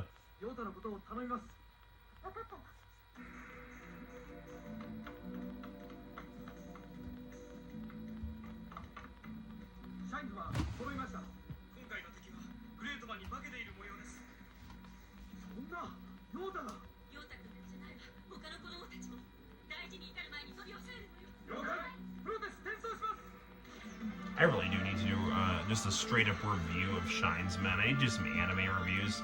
I have been watching like Kenny Lauderdale to relax, you know, more often. So Kenny needs to do some new videos.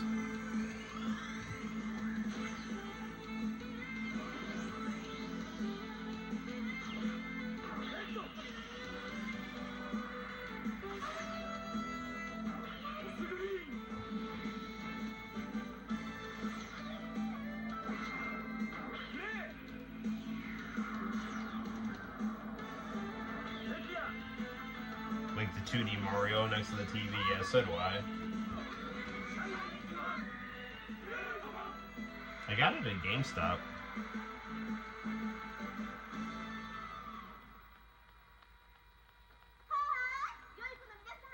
We also have Sonic holding a Game & Watch, which acts like a clock.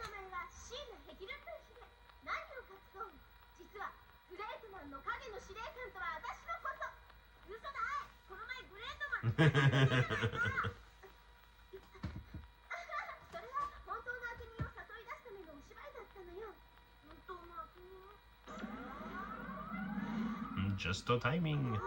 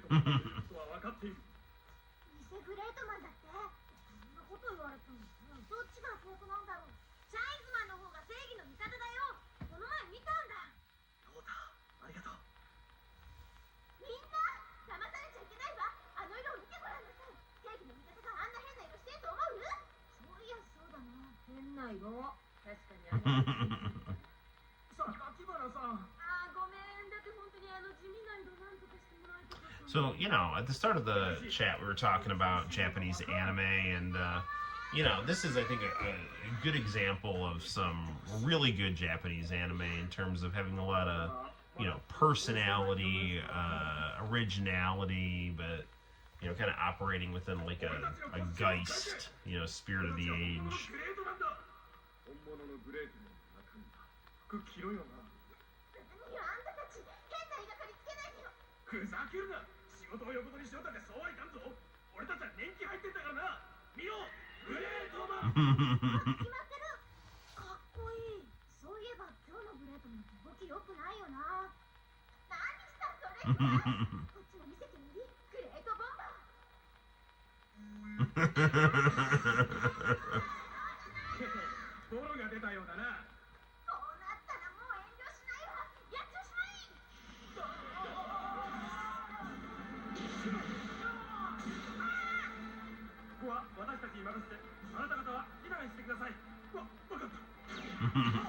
Good old Shinesman sepia.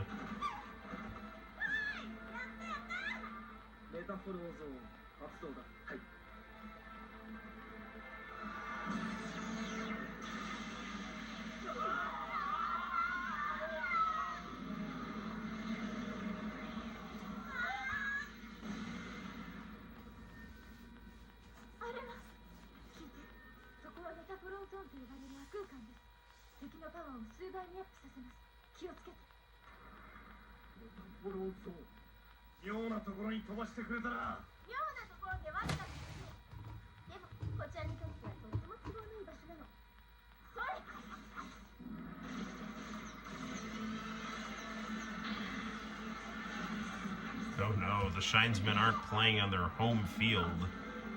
They're having some problems. I really like this. The character designs kind of like fusion of like 80s and 90s style. Shonen and shoujo, really good stuff.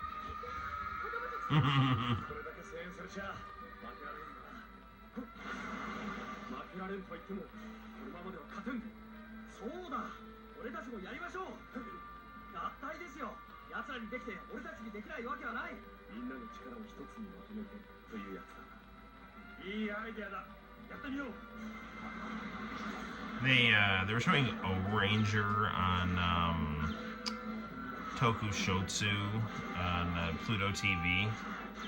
Good stuff. If you watched Power Rangers Zeo, you know.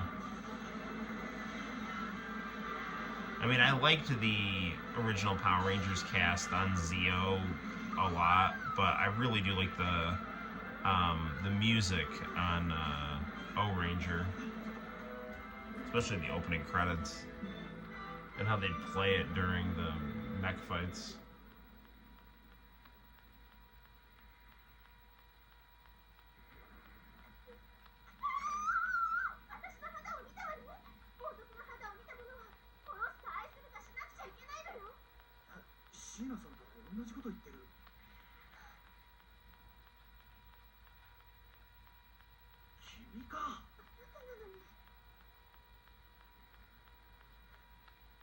I'd like to see Shinesman Red end up with Sheena.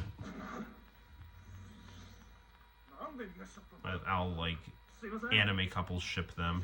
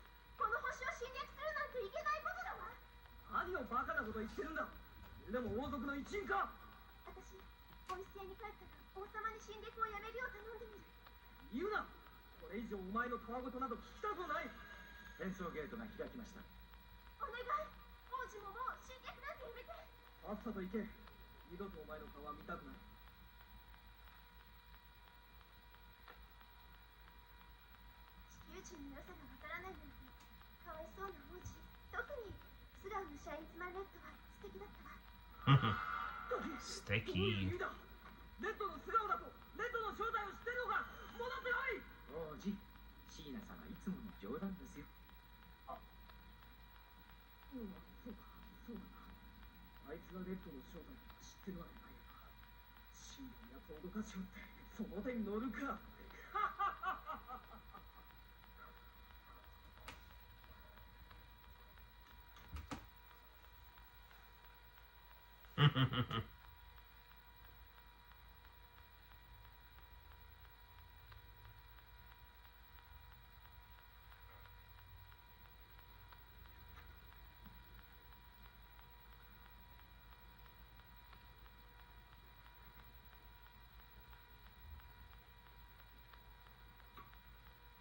It's a good drawing.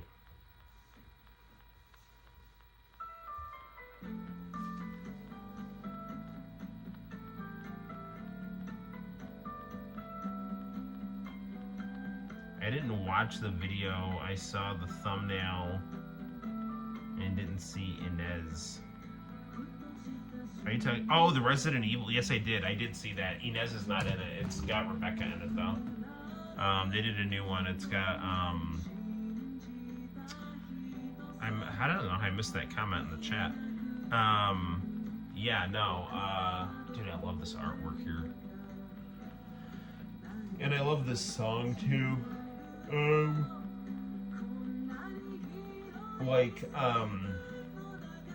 Yeah, Inez is the missing link right there. I don't know why. I don't know why she doesn't want to hop on board here. But now that Rebecca's in there, Rebecca's looking nice. Like looks like really, really pretty. Those Polish girls, they I don't know. I didn't realize that Rebecca was in a Gacked music video too, which I thought was really cool when she was talking about all the stuff she was in. I really kind of want to like look her up now and see all the cool Japanese stuff she was in. I believe I have on my channel a commercial with Rod Stewart where Inez is showing him a car.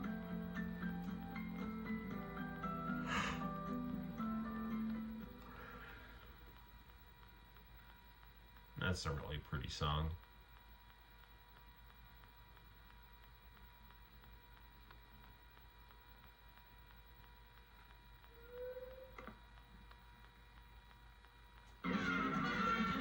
Well, as much as I love Cowboy Bebop, oh man, come on. For real, yeah, her name is Linda. Oh God, dude, what the freak? Well, I hope you're enjoying this camera ASMR international channel, because, yes. So it is 1:11, so all ones right now. And as Yota went to sleep, I think it's time for us to do the same. So this has been fun. I think we'll hit the hay. Stay tuned to the Noel ComiX YouTube channel for more stuff coming of the Noel ComiX YouTube variety artwork, Noel show, live streams, video game reviews, just stuff, and we're just plugging along, hanging out, and slowly but surely growing the channel. International channel, I will do my darndest to get that stuff out to you tomorrow. And until next time, my name is Noel. He's standing on my VCR, and I will see you in the very near future for more excitement on the Noel ComiX YouTube channel. Take care, good night, and bye-bye.